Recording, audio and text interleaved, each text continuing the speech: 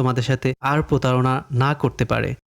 ভাই আসছি হচ্ছে এক কি কইতাম এক বড় ইউটিউবার বুঝছো, সবাই জয়েন দাও, সবাই জয়েন দাও। আমাকে নিয়ে ভিডিও বানাইছে। আমার কিছু বলবি?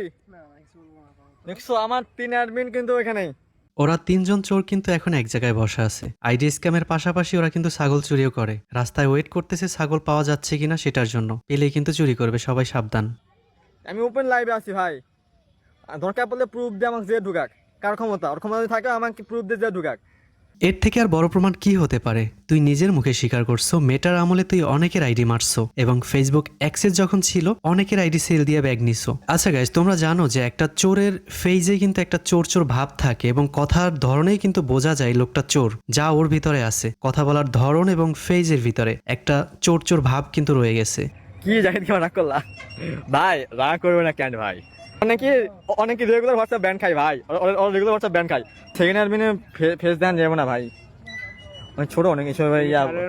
ভাই বিশ্বাস করো, ওর কথাগুলো ট্রান্সলেট করার জন্য আমি চ্যাট জিপিটিকে দিয়েছি, গুগলের কাছে দিয়েছি, কেউ ওর কথাগুলো বাংলায় ট্রান্সলেট করে দিতে পারে নাই। ও যে কোন ভাষায় কথা বলে আমি নিজেও জানি না, অয়ও নিজেও জানে না। ওর থেকে তো তামিল ভাষাগুলো স্পষ্ট বোঝা যায়। Nimda, Dozras tell me, har tabush crack oikinim bomla, mohino zuku.